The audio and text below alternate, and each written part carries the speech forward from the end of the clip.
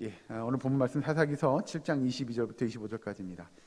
우리가 기드온에 대해서 몇 주간 계속 보고 있는데요. 이 기드온의 사건을 통해서 하나님께서 어떻게 이스라엘 백성들이 이 미디안 방백들, 즉 유목민들을 그들과의 싸움에서 승리하게 하셨는지를 보고 있습니다. 지난주에 일정한 공식이 있다고 말씀드렸어요. 이스라엘 백성들이 전쟁에 가지고 나가는 무기라고 얘기하면 좀 미안하지만 어쨌든 세 가지의 도구 뭐였죠? 이스라엘 백성들이 싸울 때 전쟁터에 갖고 나간 세 개의 무기 뭐였죠? 그렇죠. 항아리, 나팔, 횃불, 이 세 가지. 이것만 기억하는 거 딱 대단한 거라고 생각이 듭니다. 자, 이 세 가지의 무기를 갖고 나가서 그 사실은 전쟁터라고 얘기하면 적진에 가서 이 새벽에 그 한밤중이죠. 그 한밤중에 적들과 싸웠다기보다는 어떤 적들을 혼란케 하고 적들을 그렇게 해서 전멸은 아니고 적들로 하여금 도망가게 만듭니다. 성경 말씀을 보면 오늘 22절에 300명의 나팔을 불 때 여호와께서 그 온 진영에서 친구끼리 칼로 치게 하심으로 이렇게 이야기합니다. 서로를 못 알아보게 하고 서로가 같은 편인데도 불구하고 같은 편이 같은 편과 싸우게 만드는 일들을 하나님께서 허락하시게 되죠. 그런 일들이 있고 난 다음에 22절 중반에 이렇게 합니다. 적군이 도망하여 스레라의 벳시다에 이르고 또 답밭에 가까운 아벨모홀라의 경계에 이르렀으며 이렇게 이야기합니다. 사실은 이 역사적으로 여기 성경에 지금 등장하는 이 지명들이 정확하게 어디다라고 아주 정확하게 찝어서 요즘으로 이야기하기 좀 어려운 게 사실입니다. 고대 지명하고 요즘의 지명이 좀 바뀐 부분들이 있어서요. 그런데 분명한 건 그들이 어디로 도망갔느냐 하면 그 23절에 이스라엘 사람들은 납달리와 아셀과 온 므낫세부터 부름을 받고 미디안을 추격하였더라라고 이야기하지요. 이들이 추격하기로 한 그 지역뿐만 아니라 성경에 등장하는 여기 보면 스레라의 벳시다에 이르고 답밭에 가까운 아벨무홀라의 경계라고 이야기하는 곳이 결국은 어디냐면 북이스라엘 지형을 이렇게 놓고 보면 북쪽입니다. 북쪽 가운데 이렇게 요단강이 흐르는 그 요단강 강가입니다. 왜 그렇게 알 수 있냐면 밑에 가서 보시면 24절에 기드온이 사자를 보내어 에브라임 온 산지로 두루 다니게 하여 이르기를 내려와서 미디안을 치고 그들을 앞질러 벳바라와 요단강에 이르는 수로를 점령하라 하매 이 에브라임 사람들이 다 모여 벳바라와 요단강에 이르는 수로를 점령하고, 그러니까 결국 이 지명들이 그 요단강 주변 어디일 거다라는 거죠. 그런데 중요한 건 이 그 미디안 방백들이 이 요단강 강가로 그들이 도망을 하게 되는데요. 여러분 나중에 제가 다음 시간에 기회가 되면 이 요단강에 대한 지명 또는 그 지형을 보면요, 그냥 우리가 강가 그러면 이렇게 그 모래사장 이렇게 있고 내지는 그 옆에 이렇게 강이 유유히 흐르는 그런 게 아니고요, 되게 깊습니다. 강이. 그러니까 예를 들어 우리가 이야기하는 이 수면이 지면보다 훨씬 더 낮아요. 정확히 이야기하면 여러분 이 그 요단강이 결국 흘러서 어디로 가냐면 사해 쪽으로 흘러갑니다. 근데 이 사해 바다도 우리가 이야기하는 지면의 높이보다 이 강의 높이가, 수면의 높이가 한 300m 이상 아래로 더 꺼져 있습니다. 그러니까 땅 밑에 가 있는 거죠. 그러니 여기 요단강도 사실은 그곳으로 흘러가려면 굉장히 산골이 이렇게 깊이 있는 골짜기에 있는 그 강줄기라고 보시면 이해가 쉬울 것 같습니다. 자, 아무튼 이스라엘 백성들이 지금 이 미디안 방백들을 막 쫓아서 진멸하러 가는데 이 유목민들 미디안 방백들이 도망해서 가는 곳이 요단강 강 어기로 간다라고 하는 것이죠. 자, 중요한 건 왜 그러면 그들이 그냥 도망가는 곳이 요단강 강으로 가는 게 그냥 가는 일이 아닐 거라는 거죠. 여러분 제가 누차 성경을 통해서 강조하지만 성경에 등장하는 일들뿐만 아니라 우리의 삶 속에서 우연은 있어요, 없어요? 우연이 있어요, 없어요? 예, 우연은 없습니다. 다 우리가 아는 대로 어디 안에 있어요? 하나님의 계획하심 아래에 있는 거죠. 이 미디안 방백들이 요단강 강가로 도망하는 거 다 하나님의 뜻이 있을 거라는 겁니다. 그래서 그들이 요단강 강가로 가고 기드온이 지금 이제 방금 읽은 24절에 보면 기드온이 사자를 보내 에브라임 온 산지로 두루 다니게 하여 이르기를 내려와서 미디안을 치고 그들을 앞질러 벳바라와 요단강에 이르는 수로를 점령하라 라고 사람을 시켜서 전령을 보내서 여기 이야기하는 에브라임 지파 사람들을 불러 모으게 됩니다. 자, 여기서 그러면 다시 이제 왜 그러면 하나님께서 미디안 방백들을 이 요단강 강가로 보낼 것이며 이 그 기드온도 에브라임 지파의 사람을 보내서 빨리 이 요단강 강가를 점령해라, 먼저 차지하고 있어라 라고 이야기하는지를 좀 살펴보고 넘어가려고 합니다. 사사기서 3장으로 넘어갈까요? 앞에 잠깐요. 사사기 3장 28절 29절의 말씀을 같이 함께 봉독하도록 하겠습니다. 사사기서 3장 28절 29절, 제가 인 성경은 365면에 있습니다. 구약성경 사사기 3장 28절 29절 다 같이 한 목소리로 봉독합니다. 시작. 그들에게 이르되 나를 따르라. 여호와께서 너희의 원수들인 모압을 너희의 손에 넘겨주셨느니라 하며 무리가 에웃을 따라 내려가 모압 맞은편 요단강 나루를 장악하여 한 사람도 건너지 못하게 하였고 그때에 모압 사람 약 10,000명을 죽였으니 모두 장사요 모두 용사라. 한 사람도 도망하지 못하였더라. 아멘. 우리가 예전에 봤던 사사 에훗 기억나십니까? 그렇죠. 기억하기엔 시간이 조금 너무 오래 걸리는 너무 오래전 아닌가. 왼손잡이 사사 에훗이라는 사사가 있었습니다, 여러분. 다른 건 몰라도 왼손잡이 사사는 기억하시면 좋을 것 같고요. 이 에훗이 여기서 이야기하는 대로 방금 읽은 3장의 28절에 중간에 보시면 요단강 나루를 장악하여 한 사람도 건너지 못하겠다. 그러니까 이게 강 나루턱을 점령하고 있으면 많은 사람들이 그 강으로 올 때 그 강을 그냥 건너지는 못한다는 거죠. 그 나루턱에서 진치고 있을 때 10,000명을 죽였는데 성경의 표현을 빌리면 모두 장사요 모두 용사라. 한 사람도 살아서 그 강을 건너지 못했다 라고 성경이 이야기하고 있습니다. 그만큼 이 요단강의 나루턱이라고 하는, 요단강은 사실 쉽게 건널 수 있는 강이 아니었고요. 더군다나 이 나루턱이라고 하는 곳은 그러면 우리가 그 군사적인 용어를 잠깐 빌려다 쓰면 굉장한 전략적인 요충지임을 누구도 알았냐? 기드온도 알았던 거죠. 그래서 에브라임 지파의 사람들만 보내서 빨리 그 요단강 나루턱 그 강가를 먼저 점령하고 차지하고 있으면 적군들이 가니까 그들을 잡으십시오 라고 전령을 보내서 그렇게 작전 내지는 전투를 진행하게끔 하는 것이 오늘 본문에 등장하는 7장의 내용입니다. 자, 그렇다면 이 기드온이 사실 여기 에브라임 지파라고 이야기하는 이 지파는요, 굉장히 일종의 이스라엘 민족의 여러 지파들 중에서 숫자도 많고요, 땅도 굉장히 넓게 차지하고 있었고요. 그리고 사람들도 그래서 강성한 사람들이었음을 우리는 알 수 있습니다. 여기서 이야기하는 대로 이 기드온이 에브라임 지파의 사람을 보내서 그들과 함께 이 전쟁에 참여할 것을 요구하지요. 그러면 여러분, 성경에 사실은 이 중반이 다음 주의 내용이긴 한데 잠깐 우리가 맛을 먼저 보고 넘어가도록 하겠습니다.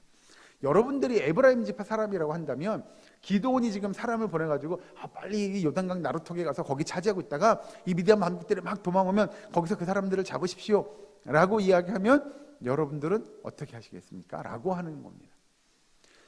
성경에 자세히 등장하고 있진 않으나 우리가 잊지 말아야 할 것은 기드온이 지금 사사로 세움을 받기 이전에 이스라엘 백성들의 삶은 어떠했느냐라고 하는 겁니다. 전에 여기 제가 사진 보여드린 거 기억나시죠? 몇 번 써먹었어요? 이스라엘 백성들이 타작을 어디서 했다고요? 포도주 틀에서 타작이라고 얘기하기도 미안한 터는 정도 뭐 이렇게 했던, 그럼 에브라임 지파 사람들은 굉장히 강성한 지파 사람들이긴 하지만 그들도 역시 이스라엘 다른 지파 사람들과 다르지 않았을 겁니다. 그 이야기인즉슨 바꿔 표현하면 그들도 전쟁에 나서기가 뭐였어요? 두려웠던 거죠. 그래서 지금 이 기드온이 전쟁에 나갔는데 그 300명만 남긴 그 300명의 용사들과 함께 적군과 싸울 때도 에브라임 지파 사람들은 우리도 할게요. 저도 하고 싶어요. 저도 전쟁에 나가 싸우고 싶어요 라고 그들은 이야기하지 않습니다. 여기서 잘 보시면 오늘 본문에 보면 그래서 24절 그 중반에 보면 이렇게 이야기합니다. 이에 에브라임 사람들이 다 모여 벳바라와 요단강에 이르는 수로를 점령하고 이렇게 이야기하는데요. 사실은 이 내용만 놓고 보면 그래, 이 에브라임 지파 사람들이 기드온을 정말 잘 도왔어. 그래, 함께 해서 이 미디안 방백들, 이 유목민들을 쳐서 무찌르는데 굉장한 힘이 됐어, 도움이 됐어 라고 생각할지 모르나 여러분, 성경의 내용을 이렇게 잘 사사기 7장이나 6장의 내용을 잘 보시면 꼭 그렇지만은 않음을 우리는 알 수 있습니다. 이게 지금 뭐에 대한 이야기냐면 이스라엘 지파의 여러 지파의 사람들이 기드온이 지금 일어나긴 했으나, 그리고 전쟁에 나가서 싸우자고 하긴 했으나, 많은 지파 사람들이 그래 우리도 함께 가야 돼, 지금이야 하나님께서 우리를 도우실 거야 라고 하는 믿음으로 그들이 나선 것은 아님을 알 수 있다는 거죠. 이걸 우리가 유추해 볼 수 있는 것 중에 하나가 무엇이냐면, 다시 여러분의 좀 기억들을 되살리기 위해서, 이스라엘 백성들이 전쟁에 나갔어요. 기드온이 사사로 세움을 받고요, 그 안에 확신이 생겼어요. 정말 기드온도 약한 사람이었는데 믿음의 확신을 가지고 나가서 자 우리 싸웁시다, 저 미디안 방백들과 싸워서 우리가 다시 하나님의 백성임을 나타냅시다 라고 막 외쳤어요. 하나님이 저들을 우리 손에 붙이신대요 라고 외친 그때 몇 명이 모였다고요? 몇 명이 모였다고? 그렇죠, 너무 오래전 얘기여서 32,000명이 모였습니다. 그렇죠? 설마 나 처음 들어보는 숫자인데요 그러시면 안 됩니다. 32,000명이 모였어요. 그것도 12지파가 다 모인 것도 아니었어요. 사실은 북이스라엘 가까운 지파들이 주로 모인 거죠. 그 32,000명 중에 걱정되세요? 좀 두려워요? 겁나죠? 그러면 집에 가셔도 돼요. 그때 몇 명이 갔다고요? 그렇죠, 22,000명이 돌아갑니다. 자, 몇 명 남았어요? 10,000명 남았어요. 그래요? 10,000명 정도는 뭐 겁없이 두려움 없이 전쟁에 임할 수 있는 사람들이라고 생각됐는데, 중요한 건 하나님의 뜻이 거기 있지 않았죠. 그래서 야 10,000명 데리고 가서 우물가에서 물 마시라고 해봐. 그랬더니 물 마시고 야 이렇게 마신 사람들은 다 돌려보내, 이렇게 물 떠서 마신 사람 다 돌려보내, 뭐 이렇게 얘기하잖아요. 그래서 몇 명 남았어요? 300명 남았어요. 그렇게 놓고 본다면, 예를 들어서 우리가 여기서 알 수 있는 게 뭐냐면, 이스라엘 온 지파 사람들이 다 기드온을 중심으로 해서 똘똘 뭉쳤냐? 여러분 그렇지 않다는 겁니다. 42,000명이 모였으면 야 이거 우리가 싸울 수 있어? 와 이거 괜히 나갔다가 죽는 거 아니야? 속된 말로 나는 그냥 뭐 총알바지처럼 가지고 죽고 끝나는 거 아니야? 뭐 이런 생각들, 야 이거 갔다가 우리가 전쟁에 지면 더 힘들어질 텐데, 뭐 이런 걱정들, 고민들을 가지고 이스라엘 백성들 중에 32,000명이 모였던 거고요. 그 중에 정말 겁 많고 두려움 많고 걱정 많았던 22,000명은 집으로 다 돌아가요. 10,000명 남았는데 하나님의 뜻이 거기 있지 않아서 9,700명을 또 돌려보내요. 그러니 놓고 보면 여기 지금 24절에 등장하는 이 에브라임 지파 사람들은요, 그래요? 당신이 지금 싸우자고요? 예, 우리가 준비됐어요. 언제든 명령만 해줘요. 언제든 우리가 나가서 싸울게요 라고 그들은 생각하고 있던 사람들이 아니에요. 그런데 이제 유추해 보는 거죠. 24절에 그 기드온이 에브라임 지파의 사람을 보내서 지금 미디안 방백들이 도망가고 있는데요, 빨리 그곳에 가서 당신네들이 먼저 자리를 잡고 차지하고 있어요. 그런 적군이 오면 그거 다 잡아서 물리칠 수 있을 거예요 라고 하니까 그래요? 라고 이야기했던, 내지는 에브라임 지파 사람들이 움직였던 이유는 결국 뭐예요? 전쟁에서 뭐 하고 있는 것 같아요? 이기고 있는 것 같을까요? 내지는 지고 있는 것 같을까요? 이기고 있는 것 같은 거죠. 전령이 왔는데요, 적군이 지금 도망간대요. 요단강 나루톡으로 지금 도망온다는 거잖아요. 거기 가서 지키고 있으면 다 잡을 수 있을 것 같은 생각이 드는 거죠. 그래서 에브라임 지파 사람들은 그때서야 비로소 움직이게 됩니다. 기드온이 믿음의 확신을 가지고 함께 합시다 라고 할 때는 움직이지 않았습니다. 그 중에 몇 명 나온 사람들은 이거 어떻게 하지? 야 여기서 우리가 전쟁에 지면 더 참혹해질 건데, 더 힘들어질 건데, 그런 두려움과 떨림과 긴장을 가지고 집으로 돌아갔던 사람들이 대부분이에요. 그 중에 지금 에브라임 지파 사람들도 분명히 있었을 것이고, 그런데 그들이 왜 움직이냐고요? 예, 그들은 이제 보기 시작했어요. 왜요? 그래, 전쟁에서 이기고 있어요. 승리하고 있어요. 와, 기드온이라는 사람을 통해서 그 300명밖에 안 남은 군사들이 적군을 다 물리치고요, 적군들이 막 도망가서 패잔병처럼 움직이고 있는 거예요. 요단강을 향해서 돌아오고 있다는 거예요. 알았어, 우리가 그때 나갈게 라고 하는 거죠. 그래서 24절 후반절에 에브라임 사람들이 다 모여 벳바라와 요단강에 이르는 수로를 점령하는 건 그들이 처음부터 믿음의 신실함을 가지고 그들이 움직였던 모습들이 아님을 우리는 알 수 있습니다. 그러니 여러분, 이스라엘 백성들이 사실은 이 기드온의 전쟁 또는 기드온의 전투를 통해서 그들이 아주 분명히 깨달아야 할 것이 있음을 성경은 우리에게 계속해서 강조하고 있는 겁니다. 뭘 원하느냐면 하나님의 전쟁은, 하나님의 전투는 이스라엘 백성들이 생각하는 것과 너무나도 완벽하게 또는 너무 이렇게 다를 수가 있어라고 생각되어질 만큼 다르게 나타날 수가 있다라고 하는 것이죠. 그것이 사실은 사사기 7장에서만 등장하는 것이 아니라 내지는 성경 전체에서 하나님의 역사의 흐름 또는 하나님의 구원의 역사들을 바라보면 우리의 생각과 우리의 사고와는 좀 다른 방향으로 흘러가기도 하더라는 겁니다. 그럼요, 하나님은 그렇게 역사하시는 거예요. 그렇게 하나님은 하나님의 방식대로, 하나님의 방법대로 일하시는 것들을 인정할 수 있는 저와 여러분 되기를 주 이름으로 축원합니다.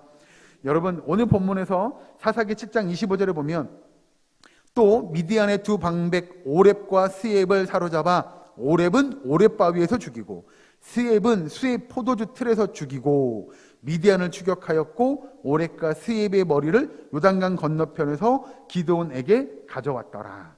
아멘. 여기서 왜 그럼 중요한 것이 뭐냐면 오렙과 스엡이라고 하는 두 장수에 대한 이름을 등장하고 이게 여기서 나타내고 있느냐라고 하는 거죠. 여러분, 여기서 이야기한 오렙이라고 하는 이름은, 이 이름의 뜻은 뭐냐면요, 까마귀입니다. 까마귀. 그러면 여러분 그런 거 있잖아요. 아니, 사람 이름은 어떻게 까마귀라고 지어? 라고 할 수 있죠. 여러분, 아주 예전에 그 영화관에서 상영했던 영화 중에 늑대와 함께 춤을, 이런 거 보셨습니까? 예, 그렇지. 그런, 뭐 영화는 못 보셨더라도 제목은 들어보셨을 것 같은데요. 거기도 보면 아프리카의 토착 원주민들의 이름을 그냥 짓는데 늑대랑 춤췄던 사람이라고, 늑대처럼 췄다 그래서 그 이름은 그냥 늑대와 함께 춤을 이렇게 지어주는 겁니다. 여기서 등장하는 대로 이 아주 오래전 구약시대의 사람을 이름을 지을 때 이들은 유목민들이에요. 여기저기를 돌아다니는 유목민들의 삶 중에 여러분 항상 많이 볼 수 있는 새는 까마귀입니다. 왜요? 까마귀는 주로 뭘 먹냐면 주로 사체를 먹죠. 동물들의 시체라 이런 거 뜯어먹는. 그러니 사람의 이름을 짓는데 까마귀, 동물들의 이름을 지어다가 사람의 이름으로 채용하던 일들이 있었던 거죠. 여기서 잘 보면 그래서 오렙은 까마귀라는 뜻이고 스엡은 뭐라고요? 그렇죠. 뜻이 안 나와 있으니까 잘 모르시는 게 당연할 것 같습니다. 제가 그래서 여러분들 헷갈리실까 봐 주보에다가 써놨습니다. 자, 주보 한번 이번 주 주보. 예. 스엡은 뭐라고요? 일이. 답을 다 알려드리고 저 물어봅니다. 자, 예. 왜냐하면 여러분 이 스엡도 그 유목민들이 가끔 볼 때 여러분 양떼들을 잡아가는 뭐가 있어요? 이리 같은 존재들이 있는 거죠. 그래서 여기서 오렙과 스엡은 까마귀와 이리에 관한 이름이에요. 뜻이 그렇다는 거예요. 그래서 여기 등장하는 이 두 명, 오렙과 스엡이 등장하게 되는데 이들은 장수예요. 그런데 성경의 내용을 잘 보시면 이 사람들이 굉장히 유명해집니다. 잘 보시면, 다시 보시면 25절에 뭐라고 얘기하냐면 또 미디안의 두 방백 오렙과 스엡을 사로잡아 오렙은 오렙 바위에서 죽이고 스엡은 스엡 포도주 틀에서 죽이고 라고 이야기합니다. 즉 이걸 이제 풀어서 좀 정리를 해보면 오렙은 죽었는데 어디서 죽었어요? 예, 앞에 이름 빼고 어디서 죽었어요? 바위에서 죽였어요. 스엡은요, 포도주 틀에서 죽였어요. 이게 나중에 굉장히 유명해지는 장소가 됩니다. 쉽게 예를 들면 뭐냐면, 야, 미디안 방백들 중에 장수를 잡아서 죽였는데 예를 들어서 여기에 바위가 있어요. 요 바위에서 죽였대. 이 바위의 이름이 뭐예요? 오렙 바위가 된 거예요. 오렙이라는 장수가 이 바위에서 죽었어. 그래서 그 바위의 이름이 오렙 바위예요. 이게 이렇게만 제가 설명하면 제가 꼭 꾸며서 하는 것 같아서 여러분들이 성경을 한번 더 찾아보고 넘어가겠습니다. 이사야서로 넘어갑니다. 뒤로 쭉 넘어가셔서 이사야 10장에 있는 말씀. 여러분들 눈빛이 꼭 그랬어요. 정말로요? 뭐 이런. 그래서 이사야서 10장 26절에 있는 말씀을 보겠습니다. 제가 있는 성경은 구약성경 980면입니다. 980페이지 이사야서 10장 26절 말씀. 여기 한 목소리로 같이 함께 봉독합니다. 이사야서 10장 26절 말씀 같이 읽습니다. 시작. 만군의 여호와께서 채찍을 들어 그를 치시되 오렙 바위에서 미디안을 쳐 죽이신 것 같이 하실 것이며 막대기를 드시되 바다를 향하여 애굽에서 하신 것 같이 하실 것이라. 아멘.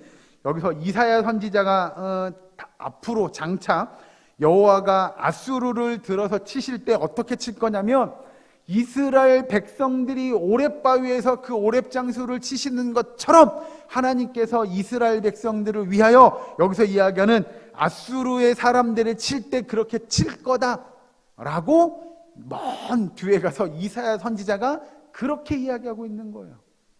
그러니 여러분 지금 사사기에서 등장한 이 오렙바위가 먼 미래에 이사야 선지자가 예언하는 그 예언에 등장할 정도면 이 오렙바위는 아주 굉장히 유명했던 바위라는 걸 우리는 알 수가 있는 거죠. 이건 제 이야기가 아닙니다. 성경에서 이야기하고 있는 내용입니다. 그런 것처럼 지금 사사기서에 그래서 다시 25절 보면 뭐라고 했냐면 오렙은 오렙바위에서 죽이고 스엡은 스엡 포도주 틀에서 죽였다라고 이야기하는 건 결국 이 스엡도 포도주 틀에서 죽었는데 그 포도주 틀을 명명하기를 야 스엡이 여기서 죽은 거야. 이 포도주 틀에서 죽었어. 그래서 그 포도주 틀을 명명하기를 스엡 포도주 틀 이렇게 이야기했던 거죠.